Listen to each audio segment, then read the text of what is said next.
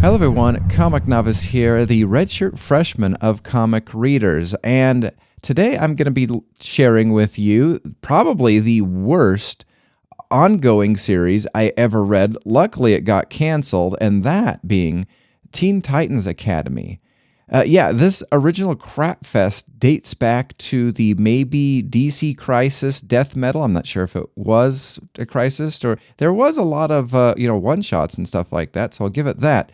We were gifted with the possibilities and a glimpse into the unwritten worlds of tomorrow through Future State, which was kind of like a little introductory caption in all of the Future State books. The Teen Titans Future State brought us various unknown characters, but I don't feel as though we're really fleshed out, but you know what? There was a reason for that, because we were going to get that in Teen Titans Academy. We got this dumb storyline about a cyborg and Beast Boy converging into a half cyborg, half Beast Boy thing. And then we had the first series, or the whatever, ending with Nightwing wearing some Deathstroke-like costume and introducing Red X into canon and continuity in DC. And then we have, of course, this, they also interwove Shazam and him just basically getting character assassinated. But that's a title for another day. We are looking at the Teen Titans Academy and the oddness and confusion that this whole thing was. And, the bright side, at least for me, for Teen Titans Academy also, is I thought the first issue was not terrible. I think it left a lot of room for hope for the ongoing series, because, even though it really didn't do a good job or whatever, and maybe you could even compare that to what was going on at Marvel at the time. I haven't read it, but I'm kind of intrigued because, you have Teen Titans Academy that is still just about every single issue is available at my local comic book store, compared to Strange Academy, where a lot of them are massively expensive, and the first issue has been in about 5 reprints. So, that just being said, I think there's a massive difference between the two. The other thing that I do find, at least at the very beginning, a positive for Teen Titans Academy is penciler Raph Sandoval. I really enjoy his work. I think he has some really good artwork, and sadly, the writing just kind of did not meet up with the actual artwork, because in the next few series, instead of being focused on this Who is Red X type of a thing, we are immediately hit with a crossover arc with the Suicide Squad, because we need to find out, if Amanda Waller will get Blade, this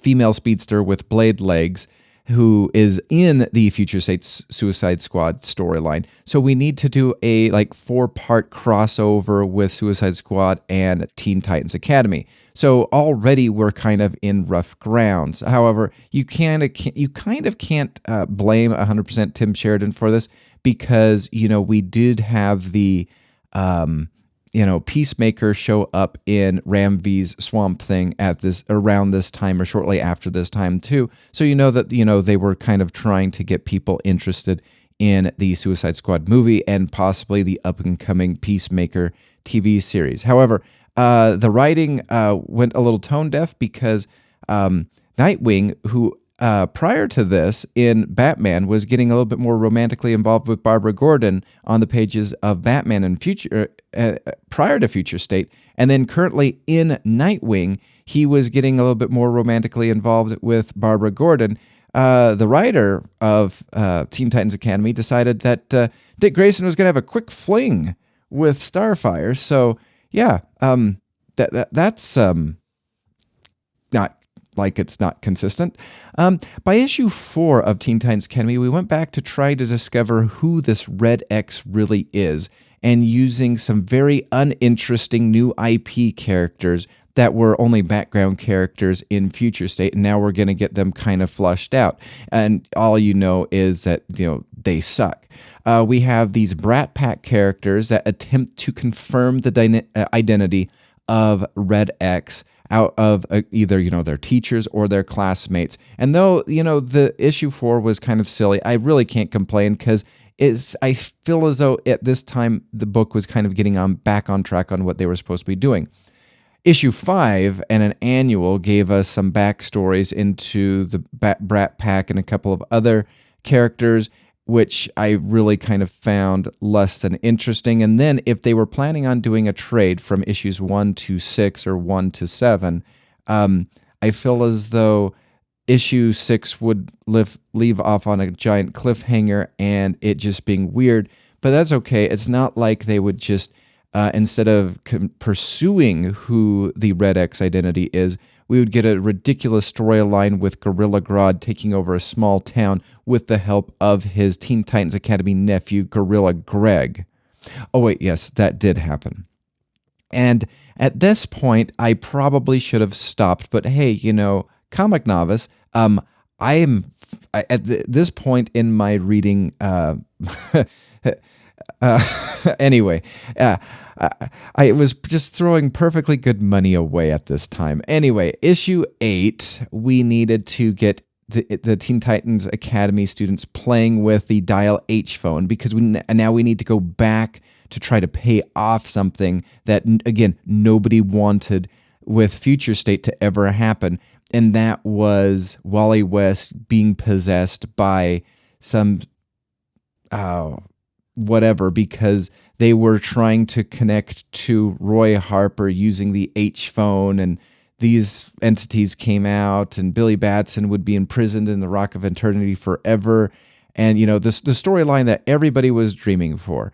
So we had to do that. And then again, we follow up with another weird storyline through Teen Titans Academy and also the Shazam 4-part miniseries book where, Dane, some character that I feel as though just kind of pops out of nowhere, Red X, and eventually Billy Batson, kind of converge, and we're trying to, and then meet up with a dying Black Adam to eventually be kind of stuck to the Rock of Eternity forever. So yeah, that was a thing. Issue 11, the cover teased us at least with revealing the identity of Red X, and although this would not reveal the identity of Red X, oceanside property available in Nevada if you'd like, if you believe that was actually going to happen. In fact, I believe it was about this time that the writer, Tim Sheridan, actually came out and said that, he would probably never reveal the true identity of Red X because, maybe I could just, keep on, doing this tease for a long time. However, it was at this time that I was about ready to drop this title altogether. However, issue 13 was part of a 5-part War for Earth 3 storyline. And I've been reading and enjoying the Suicide Squad book, and that was kind of the majority of their story arc. And so I was like, okay, I guess I have to, go all the way up to 13. Sure, why not? So, good news when I got to issue number 12, the identity of Red X was revealed. Sort of. Because it actually wasn't Red X, because there's actually 2 Red X's, the real Red X and some forgettable character that was introduced early on in Teen Titans Academy that I had long since forgotten about.